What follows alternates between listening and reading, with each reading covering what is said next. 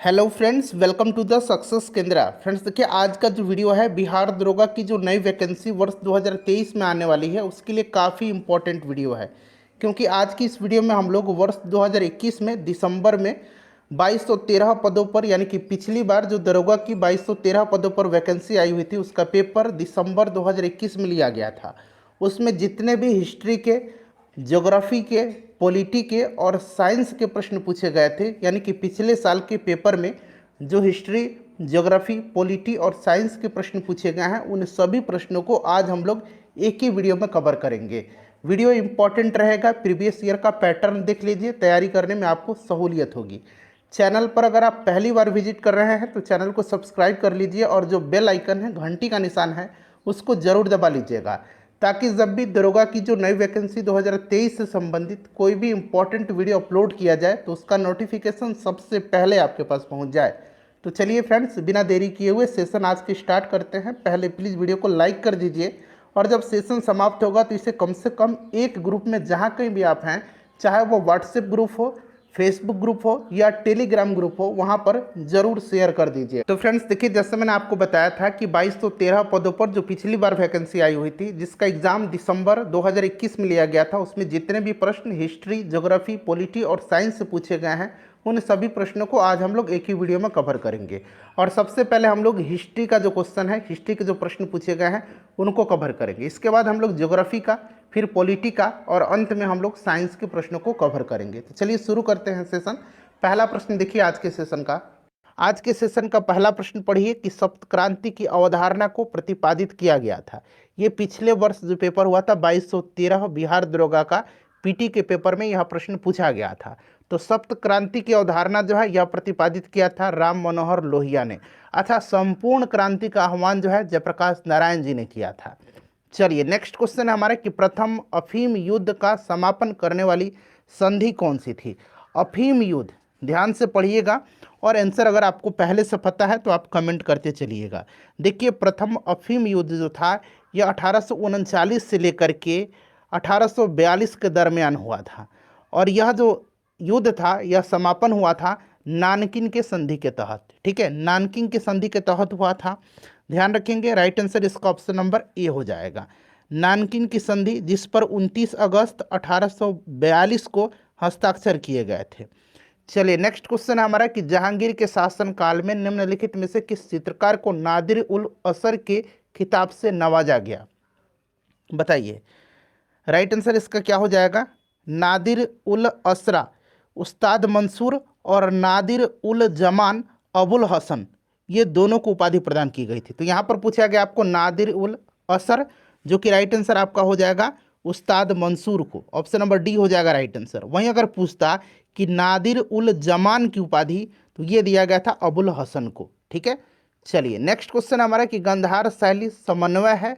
गंधार कला शैली जो है, अगर हम बात करें तो इस कला का विकास जो है कुषाण शासक कनिष्क के काल में हुआ था। ठीक है, गांधार कला बौद्ध कला की एक शैली थी जो वर्तमान उत्तर पश्चिमी पाकिस्तान एवं पूर्वी अफगानिस्तान में पहली शताब्दी ईसा पूर्व एवं 7वीं शताब्दी ईसा पूर्व के बीच विकसित हुई थी।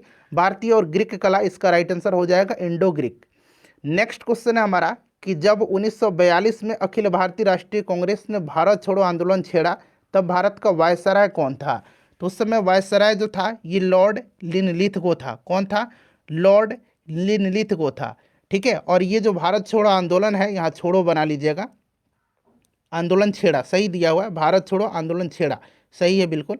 ठीक है, तो लॉर्ड लिनलिथगो राइट आंसर हो जाएगा। और भारत छोड़ो आंदोलन के समय ही करो या मरो का नारा महात्मा गांधी जी ने दिया था। नेक्स्ट क्वेश्चन हमारा कि यूटोपिया के लेखक कौन है। यूटोपिया के लेखक जो है ये सर थॉमस मोर हैं। ठीक है, ध्यान रखेंगे, यह काल्पनिक द्वीप राज्य की राजनीति की व्यवस्था का वर्णन करता है। यूटोपिया, थॉमस मोर हो जाएगा राइट आंसर। नेक्स्ट क्वेश्चन है कि सांची स्तूप मूल रूप से किस मौर्य शासक ने बनवाया था। सांची का स्तूप जो है यह किसने बनवाया था? बहुत ही सिंपल सा क्वेश्चन है, इसका राइट आंसर आपको पता होगा। करेक्ट आंसर जो होगा फ्रेंड्स ये आपका अशोक हो जाएगा। ठीक है, कौन बनवाया था? अशोक बनवाया था। और 1989 में इसे यूनेस्को की विश्व धरोहर स्थल के रूप में शामिल भी किया गया है। चलिए, तो ये अशोक हो जाएगा राइट आंसर इसका। नेक्स्ट क्वेश्चन है, कुतुब मीनार के प्रवेश द्वार को जाना जाता है, कुतुब मीनार के प्रवेश द्वार को जाना जाता है, तो ये अलाई दरवाज़ा। कुतुब मीनार परिसर में कुव्वत उल इस्लाम मस्जिद के दक्षिणी हिस्से के मुख्य द्वार है अलाई दरवाज़ा, ठीक है, जिसे 1311 ईस्वी में खिलजी वंश के शासक अलाउद्दीन खिलजी ने बनवाया था। तो यहाँ पर देखिएगा ये आपका अलाई दरवाज़ा हो जाएगा। उसके बाद देखिए, मराठा शासक छत्रपति शिवाजी की राजधानी का नाम क्या था? तो शिवाजी की जो राजधानी थी ये रायगढ़ थी। कहाँ पर थी? रायगढ़ थी, याद रखेंगे आप, ठीक है, रायगढ़ करेक्ट आंसर हो जाएगा। नेक्स्ट क्वेश्चन है कि गंगईकोंड चोलपुरम का निर्माणकर्ता कौन था? देखिए फ्रेंड्स, यह जो गंगईकोंड चोलपुरम है यह चोल वास्तुकला का सर्वोत्तम उदाहरण है। यह राजेंद्र प्रथम जो था इसके शासनकाल में बनाया गया था। तो राइट आंसर इसका हो जाएगा राजेंद्र प्रथम, ऑप्शन नंबर डी। चलिए, उसके बाद देखिएगा कि तोताए हिंद के नाम से प्रसिद्ध अमीर खुसरो कहाँ पैदा हुआ थे? तो अमीर खुसरो का जन्म जो हुआ था ये पटियाली में हुआ था। कहाँ पर? पटियाली में, पटियाला नहीं, पटियाली में हुआ था, ध्यान रखेंगे, ठीक है। तो ये हिंद के नाम से इनको जाना जाता है। नेक्स्ट क्वेश्चन हमारा कि निम्नलिखित सुल्तानों में से कौन जो है लाख बख्श के नाम से जाना जाता है? लाख बख्श यानी कि लाखों का दान करने वाला, तो ये लाख बख्श जो है यह कुतुबुद्दीन ऐबक है, ठीक है। चलिए, उसके बाद नेक्स्ट क्वेश्चन है कि औरंगजेब की मृत्यु के समय मराठा साम्राज्य का नेतृत्व किसके पास था? औरंगजेब की मृत्यु के समय पूछा गया है, बताइए राइट आंसर इसका क्या हो जाएगा? तो करेक्ट आंसर इसका क्या हो जाएगा बताइए फ्रेंड्स। तो देखिए, इसका जो करेक्ट आंसर हो जाएगा वो आपका कौन हो जाएगा? ताराबाई। उस समय मराठा शासिका ताराबाई जो थी उन्हीं के हाथों में इसका नेतृत्व था। तो राइट आंसर आपका हो जाएगा यहाँ पर Tarabai, option number D. Next question हमारा कि निम्नलिखित का सही कालक्रम बताना है आपको। तो यहाँ पर देखिएगा मैं कालक्रम आपको बता देता हूँ। सबसे पहले यहाँ पर देखिए भारतीय राष्ट्रीय कांग्रेस की स्थापना 1885 में, उसके बाद भारत छोड़ो आंदोलन 1942 में, दूसरा गोलमेज सम्मेलन जो हुआ था यह आपका 1900 कब हुआ था? 31 में हुआ था, और साइमन कमीशन का रिपोर्ट जो है यह आपका हो जाएगा 1927 में। तो ये क्रम आपको याद रखना है, इसी तरह से अब आप इसको सजा लीजिएगा, ठीक है। चलिए आगे बढ़ेंगे कि निम्नलिखित में से सत्यशोधक समाज के संस्थापक। तो सत्यशोधक समाज की स्थापना 1873 में किसने किया था? ज्योतिबा फूले जी ने किया था। Option number D right answer हो जाएगा, ज्योतिबा फूले, ठीक है। इनकी पत्नी का नाम सावित्रीबाई फूले था, इसको भी आप जरूर ध्यान रखिएगा, ठीक है। चलिए आगे बढ़ेंगे, नेक्स्ट क्वेश्चन कर लेंगे कि किस सुल्तान ने दीवाने अमीर कोही नामक एक नए विभाग बनवाया था? दीवाने अमीर कोही, तो यह मोहम्मद बिन तुगलक ने बनवाया था, ठीक है, मोहम्मद बिन तुगलक ने बनवाया था। चलिए, राइट आंसर इसका हो जाएगा आपका मोहम्मद बिन तुगलक। उसके बाद देखिएगा कि दक्षिण अफ्रीका में प्रवास के दौरान महात्मा गांधी ने कौन सी पत्रिका प्रकाशित की थी? तो यह पत्रिका जो थी यह कौन सी थी? तो इंडियन ओपिनियन था, इंडियन ओपिनियन राइट आंसर हो जाएगा, ऑप्शन नंबर बी। चलिए, अब हम लोग ज्योग्राफी के यानी कि भूगोल के जो प्रश्न पूछे गए हैं उनको कवर कर लेते हैं। ज्योग्राफी के यानी कि भूगोल के प्रश्न जो पिछले बार 2213 पदों पर दरोगा की जो वैकेंसी आई हुई थी, जिसका एग्जाम दिसंबर 2021 में लिया गया था, उसमें जो ज्योग्राफी के यानी कि भूगोल के प्रश्न पूछे गए हैं उनको अब हम लोग कवर करेंगे। देखिए, पहला प्रश्न कि कोटोपैक्सी पर्वतीय चोटी किस देश में स्थित है? तो देखिए, कोटोपैक्सी जो है यह कहाँ पर है फ्रेंड्स? तो यह इक्वाडोर में है, option number C right answer हो जाएगा। यह प्रश्न जो है पिछले वर्ष 2213 पदों पर जो बिहार दरोगा की वैकेंसी आई हुई थी, जिसका पीटी एग्जाम दिसंबर 2021 में लिया गया था, उसमें पूछा गया। देखिए, दूसरा प्रश्न है कि विषुवतीय वर्षा वन को ब्राजील में किस नाम से जाना जाता है? तो फ्रेंड्स इसको जाना जाता है सेलवास के नाम से, ठीक है। पंपास जो है ये कहाँ पर है? तो पंपास जो है फ्रेंड्स ये अर्जेंटीना में है। चलिए, उसके बाद नेक्स्ट क्वेश्चन करेंगे कि निम्नलिखित याम्योत्तर में से कौन सा भारत का मानक याम्योत्तर है? भारत का मानक याम्योत्तर जो है ये आपको पता है कि 82.5 डिग्री ईस्ट जो है यह जो देशांतर है इसको मानक मध्याह्न रेखा माना जाता है, ठीक है, ध्यान रखेंगे। और यह जो है फ्रेंड्स यह इलाहाबाद के मिर्ज़ापुर से होकर के गुजरती है। चलिए, तो राइट आंसर इसका हो जाएगा आपका कौन सा इसमें से? तो यहाँ पर देखिएगा ऑप्शन नंबर इसका ए करेक्ट आंसर हो जाएगा। चलिए, उसके बाद नेक्स्ट क्वेश्चन कर लेंगे कि किम्बरले हीरा खनन केंद्र किस देश में स्थित है?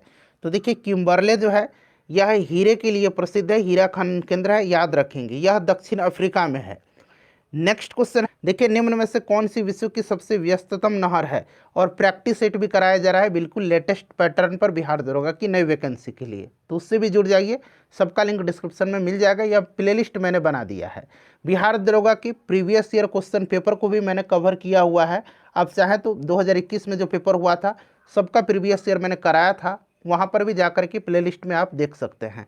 तो फ्रेंड्स यह जो हो जाएगा कील नहर हो जाएगा, ठीक है। कौन सी है? कील नहर जो है विश्व की सबसे व्यस्ततम नहर है, जर्मनी में है यह कील नहर, इसको ध्यान रखें। कहाँ पर? जर्मनी में। चलिए उसके बाद देखिए भारतीय मानक समय रेखा कहाँ से नहीं गुजरती है। भारतीय मानक समय रेखा जो है यह पूछा गया है कि कहाँ से नहीं गुजरती है। बताइए इसका राइट आंसर क्या हो जाएगा। चलिए इसका आंसर आप मुझे कमेंट करके बताएंगे कि यह कहाँ से होकर के नहीं गुजरती है, ठीक है। चलिए नेक्स्ट क्वेश्चन हमारा है कि सोकर झील जो वेटलैंड जो है, आर्द्रभूमि जो है, इस तरह से आपने हिंदी में पढ़ा होगा, ठीक है, लेकिन शुद्ध लिखा जाता है सोकर, अंग्रेजी में यहाँ पर लिखा गया है। यह जो है फ्रेंड्स यह भारत के किस क्षेत्र में है? तो फ्रेंड्स यह जो है लद्दाख में है। कहाँ पर है यह? लद्दाख में है, और अत्यधिक खारे जल के वाष्पीकरण के कारण हाशिए पर यह पहुँच गया है, और सफ़ेद नमक के प्रवाह के कारण इसे सोकर कहा जाता है, जिसका अर्थ होता है सफ़ेद झील। सोकर का मतलब होता है सफ़ेद झील। नेक्स्ट प्रश्न हमारा है कि भारत का सबसे उत्तरी बिंदु कौन सा है। सबसे उत्तरी बिंदु जो है यह कौन सा है, बताइएगा। राइट आंसर इसका क्या हो जाएगा। तो देखिए सबसे उत्तरी बिंदु जो है फ्रेंड्स यह आपका हो जाएगा इंदिरा कौल, और ये कहाँ पर है इंदिरा कौल? तो जम्मू कश्मीर में है। सबसे दक्षिणी अगर पूछेगा सबसे दक्षिणी बिंदु तो ये इंदिरा पॉइंट है, जो कि कहाँ पर है? तो फ्रेंड्स यह निकोबार में है। चलिए अगला प्रश्न हमारा कि नामदफा नेशनल पार्क किस राज्य में स्थित है। नामदफा जो है यह कहाँ पर है? अरुणाचल प्रदेश में है। वीडियो को बनाने में 4 से 5 घंटे का मैंने समय दिया हुआ है, सो प्लीज़ वीडियो को लाइक करिएगा और ज़्यादा से ज़्यादा इसको शेयर करिएगा। ग्रीष्म ऋतु में होने वाली वर्षा को कहाँ पर आम्र वर्षा के नाम से जाना जाता है? तो आम्र वर्षा के नाम से जाना जाता है केरल में। देखिए ध्यान दीजिएगा, गर्मी के मौसम जैसे ही आता है प्री मानसून वर्षा सामान्य हो जाती है, विशेषकर केरल एवं कर्नाटक राज्य में, और ये वर्षा आमों को जल्दी पकने में मदद करती है, इसीलिए इन्हें आम्र वर्षा कहा जाता है। केरल हो जाएगा राइट आंसर इसका। भारत के किस राज्य में कटी बिहू महोत्सव का आयोजित किया जाता है? तो कटी बिहू जो है, जितने भी बिहू फेस्टिवल है ये असम में आयोजित किए जाते हैं, ठीक है। चलिए उसके बाद नेक्स्ट क्वेश्चन हमारा कि भारत का सक्रिय ज्वालामुखी द्वीप कौन सा है? तो सक्रिय जो है बैरन द्वीप है। कौन सा? बैरन हो जाएगा। भारतीय वन अनुसंधान संस्थान कहाँ पर स्थित है, बताइएगा। तो फ्रेंड्स यह जो है देहरादून में है, देहरादून में है। नेक्स्ट क्वेश्चन हमारा है कि भारत में चाय उत्पादन में प्रथम स्थान किस राज्य का? अब ध्यान दीजिएगा, देखिए चाय के उत्पादन में पूरे विश्व में अगर बात करें हम तो भारत का स्थान जो है दूसरा है, और उपभोक्ता के मामले में भारत पहले स्थान पर है, ठीक है। भारत विश्व में चाय का सबसे बड़ा उपभोक्ता एवं दूसरा सबसे बड़ा उत्पादक कंट्री है। अगर हम राज्य में बात करें, राज्य में पूछा गया है, तो असम में सबसे ज़्यादा होता है चाय का उत्पादन, कॉफ़ी का कर्नाटक में होता है। नेक्स्ट क्वेश्चन है भारत आकार में है, तो भारत जो है विश्व में 7वां सबसे बड़ा देश है, ऑप्शन नंबर सी हो जाएगा। नेक्स्ट क्वेश्चन है कि भारत में कौन से रामसर प्रस्ताव संधि से संबंधित है? तो देखिए राइट आंसर इसका क्या हो जाएगा, तो ऑप्शन नंबर इसका डी हो जाएगा, आर्द्रभूमि का संरक्षण।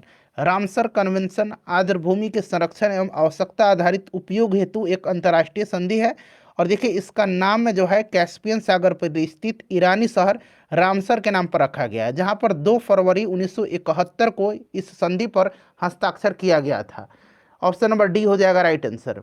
उसके बाद देखिए क्वाड में कौन से 4 देश समाविष्ट किए गए हैं? हालांकि यह जो प्रश्न है ज्योग्राफी का नहीं है, लेकिन फिर भी मैंने इंपॉर्टेंट है शामिल किया हुआ है। तो क्वाड में भारत है, अमेरिका है, उसके बाद जापान है, और कौन सा कंट्री है? तो ऑस्ट्रेलिया है। तो यहाँ पर देखिए क्वाड में कौन कौन से देश हो जाएंगे, तो आपका हो जाएगा यहाँ पर यूएसए, जापान, भारत और ऑस्ट्रेलिया। तो ऑप्शन नंबर डी इसका राइट आंसर हो जाएगा क्वाड में, ठीक है। चलिए उसके बाद नेक्स्ट क्वेश्चन कर लेंगे।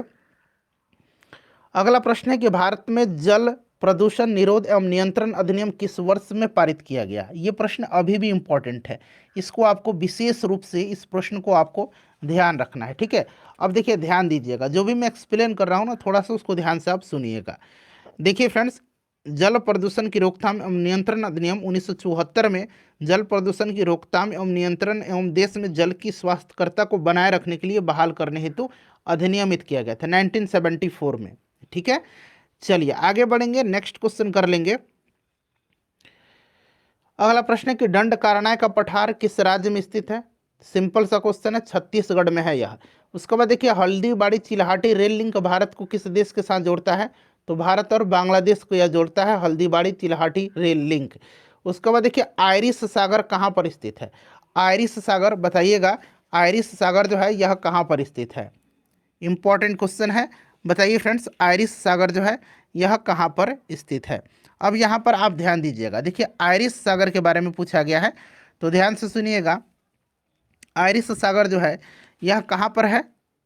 तो यह अपनी दक्षिणी और उत्तरी सीमाओं पर अटलांटिक महासागर के साथ आयरलैंड और यूनाइटेड किंगडम के द्वीप राष्ट्रों के बीच स्थित है। तो राइट आंसर इसका क्या हो जाएगा यहाँ पर? देखिए इसका जो करेक्ट आंसर हो जाएगा फ्रेंड्स वो आपका हो जाएगा ब्रिटेन के पश्चिम में, option number D correct. Friends अब हम लोग पॉलिटी के यानी कि भारतीय संविधान से संबंधित जो प्रश्न पूछे गए हैं उनको कवर करेंगे कि राष्ट्रपति की अध्यादेश पारित करने की शक्ति वर्णित है किस अनुच्छेद? चलिएगा, अध्यादेश जो है एक ऐसा कानून है जिसे भारत के राष्ट्रपति के द्वारा तभी प्रख्यापित किया जाता है जब भारतीय संसद सत्र में नहीं होती है। अनुच्छेद 123 संसद के अवकाश के दौरान अध्यादेश जारी करने की राष्ट्रपति की शक्ति के बारे में बताता है। तो 123 हो जाएगा, ऑप्शन नंबर इसका ए राइट आंसर हो जाएगा।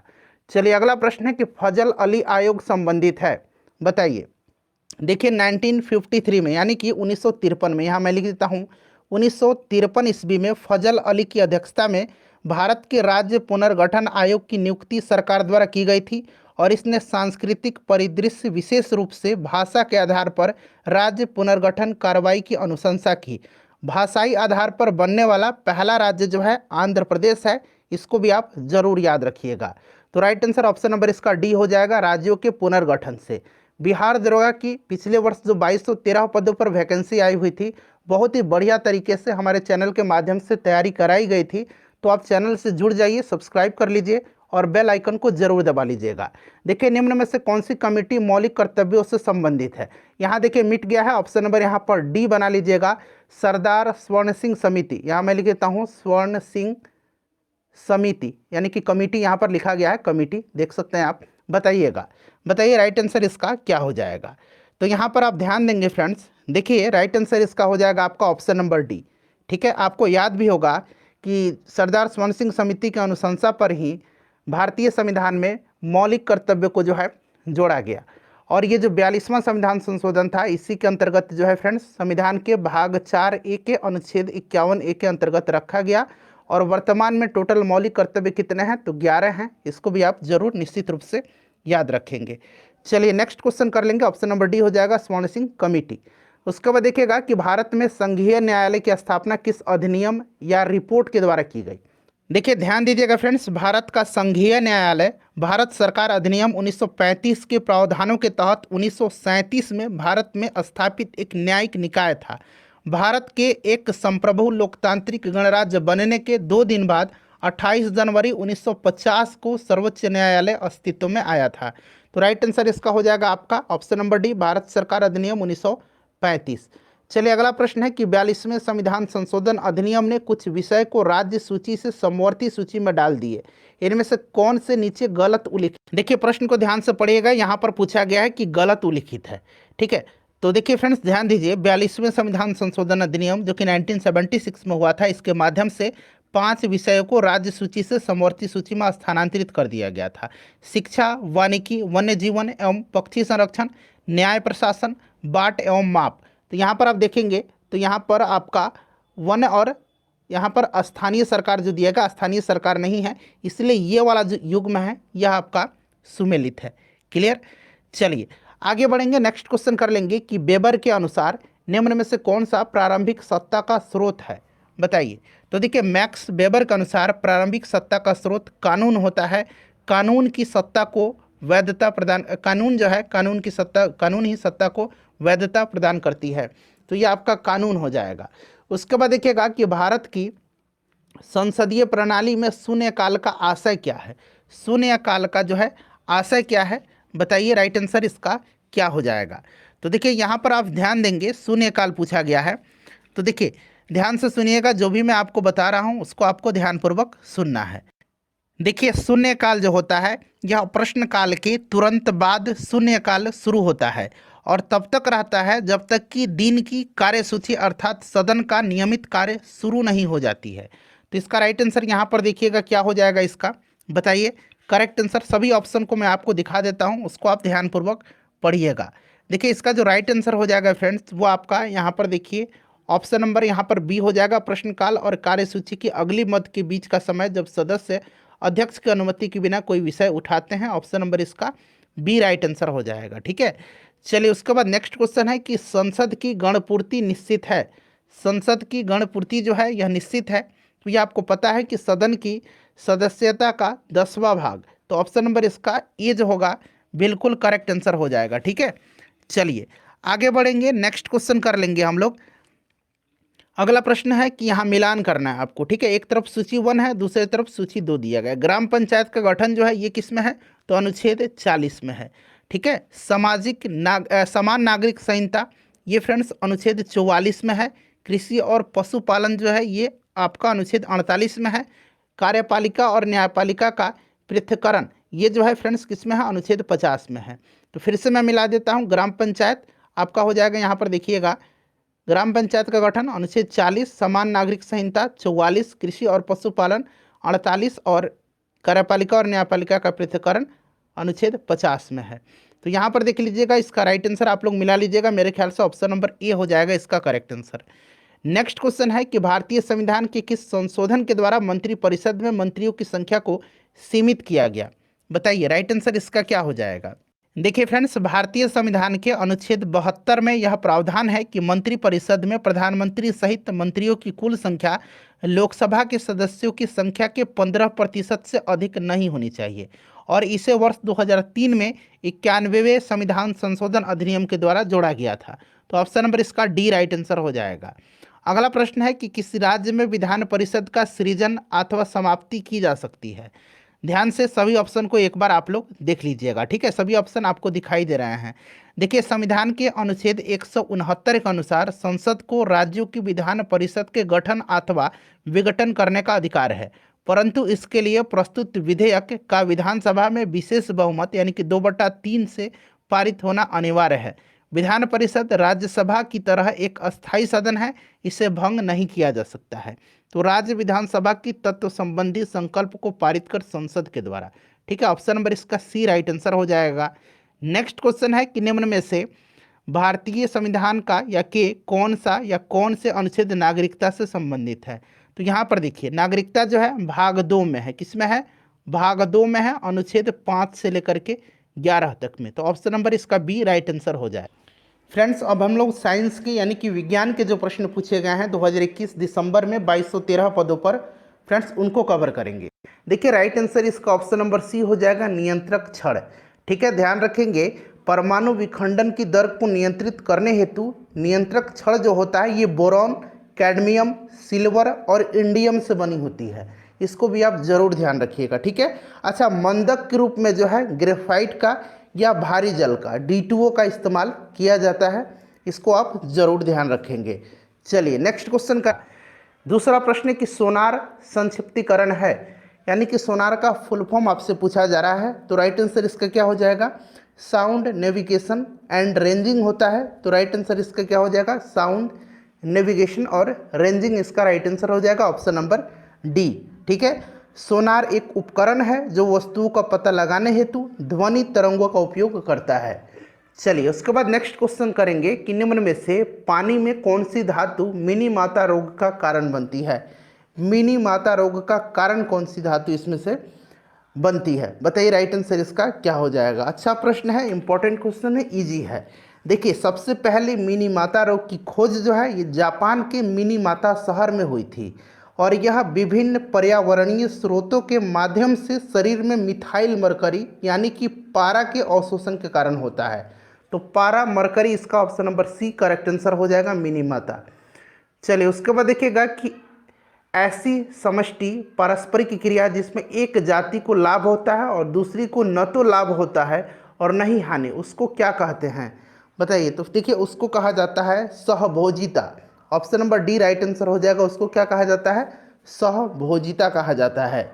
चलिए उसके बाद नेक्स्ट क्वेश्चन करेंगे कि सौर सेल बनाने में प्रयुक्त किया जाने वाला तत्व कौन सा है। सोलर सेल में जो है किसका प्रयोग किया जाता है, यह आपसे पूछा जा रहा है। बताइए करेक्ट आंसर इसका क्या हो जाएगा। सिंपल क्वेश्चन है, सिलिकॉन इसका करेक्ट आंसर हो जाएगा। और देखिए बिहार दरोगा का प्रैक्टिस सेट भी जल्द स्टार्ट किया जाएगा और डेली जो है साइंस का एक अलग सेट चलाया जाएगा।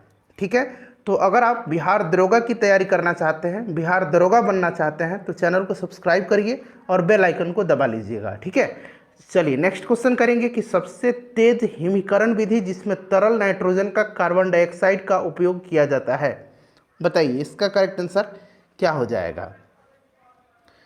तो देखिए इसको कहा जाता है इमर्शन फ्रीजिंग। राइट आंसर इसका ऑप्शन नंबर सी हो जाएगा, इमर्शन फ्रीजिंग। ठीक है, चलिए उसके बाद नेक्स्ट क्वेश्चन है कि एक खाद्य श्रृंखला में निम्नलिखित में से सर्वाधिक संख्या किसकी होती है। इसका आंसर मैं चाहता हूं कि आप कमेंट करके मुझे बताएं। आप में से सभी लोगों का मुझे पूरी उम्मीद है कि इसका आंसर पता होगा। आंसर इसका कमेंट करके बताइए कि खाद्य श्रृंखला में निम्नलिखित में से सर्वाधिक संख्या किसकी होती है। ऑप्शन है उत्पादक, दूसरा ऑप्शन है प्राथमिक उपभोक्ता, तीसरा है द्वितीयक उपभोक्ता और चौथा है यानी कि ऑप्शन डी है अपघटक। कमेंट करके बताइए। चलो उसके बाद देखिएगा कि इनमें से एक आवश्यक अमीनो एसिड कौन सा है। अमीनो एसिड पूछा गया है, इसका करेक्ट आंसर क्या हो जाएगा बताइए। देखिए वह अमीनो अम्ल जो मानव शरीर द्वारा निर्मित नहीं किए जा सकते हैं आवश्यक अमीनो अम्ल कहलाते हैं। 9 प्रकार के आवश्यक अमीनो एसिड होते हैं और पूछा गया कि इनमें से कौन सा एक आवश्यक अमीनो एसिड है। तो इन 9 टाइप में एक है ल्यूसीन।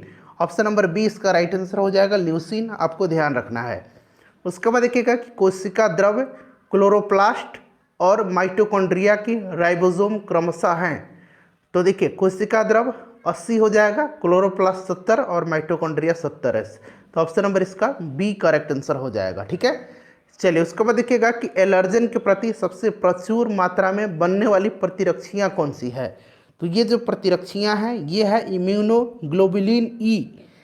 इम्यूनोग्लोबुलिन ई जो कि IgE इसको कहा जाता है, इम्यूनोग्लोबुलिन ई। ठीक है, यह एक टाइप का एंटीबॉडी होता है।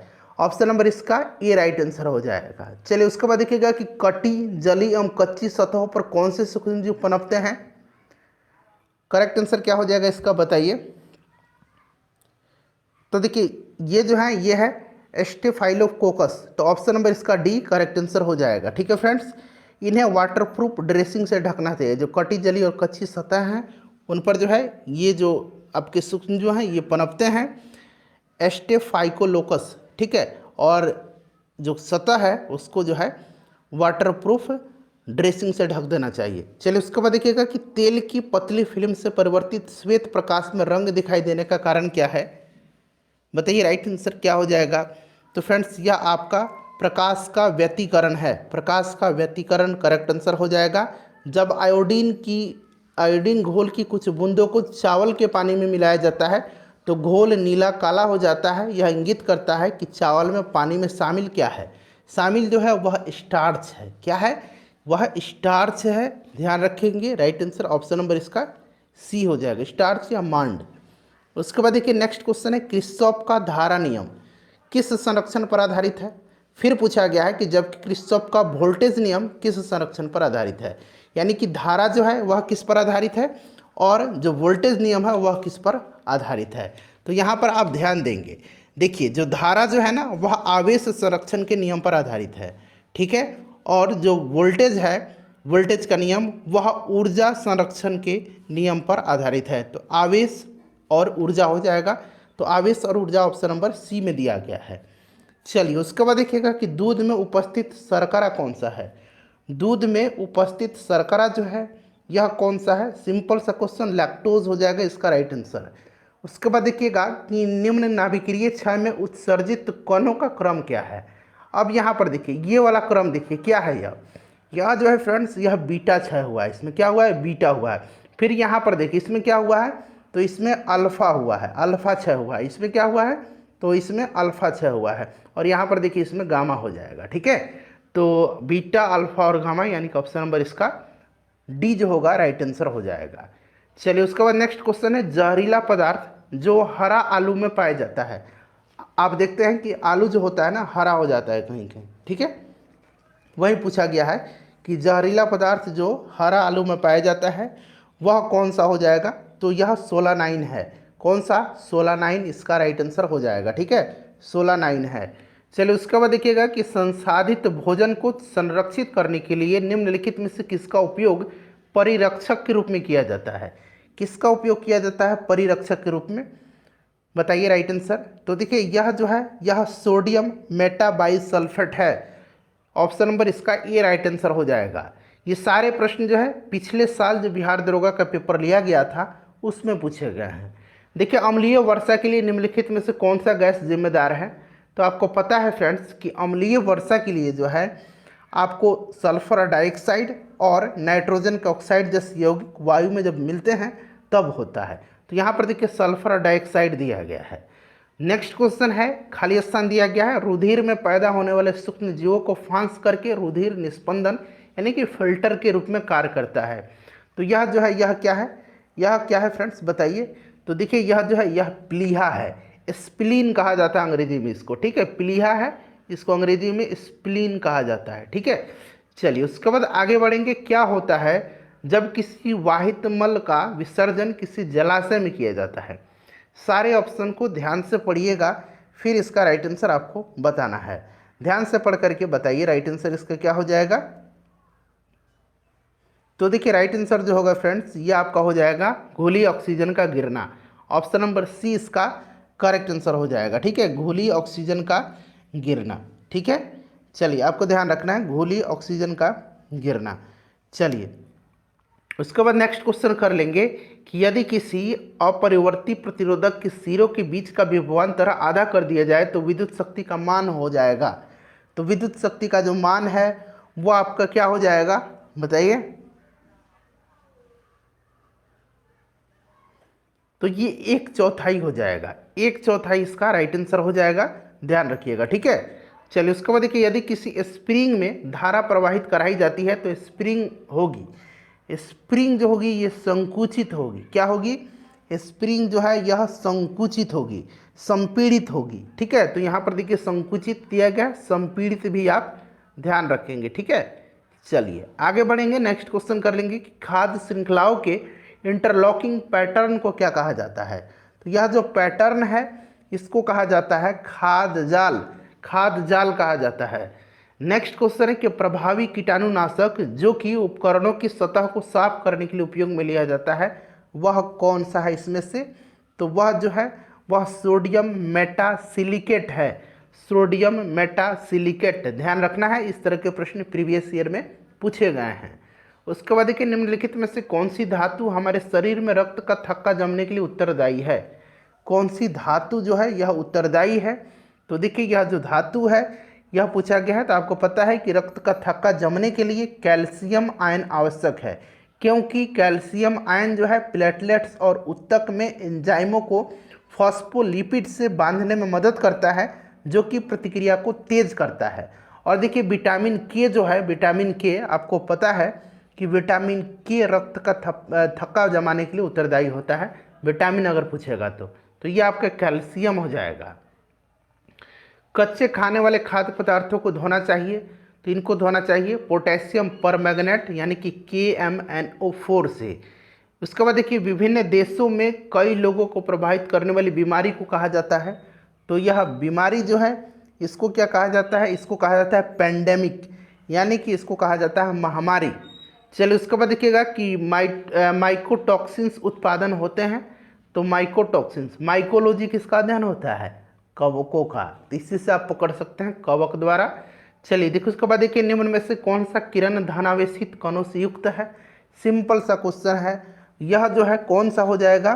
तो देखिए यह अल्फा हो जाएगा। अल्फा कण जो है यह दोगुने आवेशित हीलियम नाभिक होते हैं।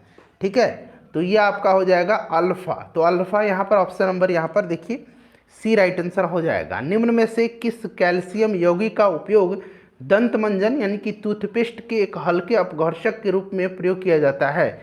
तो यह कौन सा है? यह कैल्शियम कार्बोनेट है, CaCO3 इसको कहा जाता है। ठीक है, याद रखेंगे कैल्शियम कार्बोनेट हो जाएगा इसका राइट आंसर, यानी कि CaCO3 हो जाएगा। चलो उसके बाद देखिएगा कि बोर के सिद्धांत के अनुसार परमाणु त्रिज्या r और मुख्य क्वांटम संख्या n में संबंध दिया जाता है। ये संबंध दिया जाता है option number A, r directly proportional to n। ठीक है, r क्या है? परमाणु त्रिज्या है और n जो है क्वांटम संख्या है। उसके बाद देखिए पास्चुरीकरण की प्रणाली के दौरान किस ताप पर दूध को 30 मिनट तक गर्म किया जाता है? बताइए इसका राइट आंसर क्या हो जाएगा? बहुत ही सिंपल सा क्वेश्चन है, करेक्ट आंसर आपको बताना है। तो देखिए इसका जो राइट आंसर हो जाएगा वो आपका 65 डिग्री सेंटीग्रेड हो जाएगा, यानी कि ऑप्शन नंबर इसका डी जो होगा करेक्ट आंसर हो जाएगा। ठीक है, कौन सा? ऑप्शन नंबर डी इसका करेक्ट आंसर हो जाएगा। अब ध्यान से सुनिएगा, देखिए पास्चुराइजेशन की प्रक्रिया लुई पास्चर के द्वारा विकसित की गई थी और इस प्रक्रिया में दूध को लगभग 63 डिग्री कह सकते हैं, 62.8 डिग्री, ठीक है, और 64.60 डिग्री। ठीक है, याद रखना है आपको 62.80 डिग्री और 62.80 से 64.60, ठीक है, डिग्री सेंटीग्रेड पर, ठीक है, ध्यान रखेंगे सेंटीग्रेड तापमान पर गर्म करना है। उस तापमान पर 30 मिनट के लिए रखना है और तेज़ी से 1000 डिग्री सेंटीग्रेड के नीचे ठंडा करना है। ठीक है, तो ये आपका ऑप्शन नंबर डी हो जाएगा, लगभग 65 डिग्री, मैंने अभी आपको बताया। उसके बाद देखिए कैल्शियम की कमी से बच्चों में होता है, तो बच्चों में जो है कैल्शियम की कमी से कौन सा रोग होता है? रिकेट्स होता है। ठीक है, विटामिन डी या कैल्शियम की कमी से होता है रिकेट्स। जानवरों में संग्रहित होने वाला प्राकृतिक बहुलक ग्लाइकोजन क्या है? देखिए ग्लाइकोजन जो है यह पूछा गया है क्या है। ग्लाइकोजन जो है यह क्या है? पॉलीसैकेराइड है, पॉलीसैकेराइड है, ध्यान रखेंगे, जो जानवरों में ऊर्जा संरक्षण का कार्य करता है। पॉलीसैकेराइड एक जटिल कार्बोहाइड्रेट बहुलक है जो कई मोनोसैकेराइड मोनोमर्स से जुड़ाव से जो है यह बनता है। चलिए उसके बाद देखिए कोशिका झिल्ली में सर्वाधिक प्रचुर लिपिड कौन सा है? कोशिका झिल्ली में सर्वाधिक प्रचुर लिपिड पूछा गया है, कौन सा है? तो यह फास्फोलिपिड है। कौन सा लिपिड है? फास्फोलिपिड है। ठीक है, फास्फोलिपिड्स इसका राइट आंसर हो जाएगा ऑप्शन नंबर ए, फास्फोलिपिड्स है। ठीक है, चलिए ऑप्शन नंबर इसका ए राइट आंसर हो जाएगा। नेक्स्ट क्वेश्चन कर लेंगे। अगला प्रश्न करिएगा कि किसी परमाणु के तीसरे कक्ष में इलेक्ट्रॉन का कोणीय संवेग है और यहाँ h का मान दिया गया है कितना? 6.6 गुना 10 के पावर -34 जूल सेकंड। ठीक है, तो ये राइट आंसर ऑप्शन नंबर ए हो जाएगा, 3.56 गुना 10 के पावर -34 जूल सेकंड, या हिंदी में जूल सेकंड दिया गया। ऑप्शन नंबर ए इसका राइट आंसर हो जाएगा। सितारों के टिमटिमाने का कारण क्या है? सिंपल सा क्वेश्चन है, बताइएगा राइट आंसर इसका क्या हो जाएगा। ठीक है, चलिए इसका आंसर आप मुझे कमेंट करके बताएंगे। एक बार फिर से मैं बता देता हूँ, बार बार पूछता हूँ तो बहुत लोग इरिटेट हो जाते हैं। तो आपको पता है कि यह प्रकाश का अपवर्तन होता है, और अपवर्तन देखिए ऑप्शन यहाँ अपवर्तन दिया गया है, ऑप्शन नंबर इसका ए, सितारों के प्रकाश का वायुमंडलीय अपवर्तन। अधिकांश रोगकारक सूक्ष्मजीव किस तापमान पर सबसे तेज बढ़ते हैं? सबसे तेज पूछा गया है, तो एक रेंज होता है जो कि सर्वोत्तम वृद्धि के लिए उत्तरदायी है। यह रेंज है 25 डिग्री से लेकर के 40 डिग्री, ठीक है, सेंटीग्रेड में, याद रखेंगे। तो और सबसे अगर वृद्धि का अधिकतम तापमान पर बात करें तो यह 37 डिग्री सेंटीग्रेड हो जाएगा।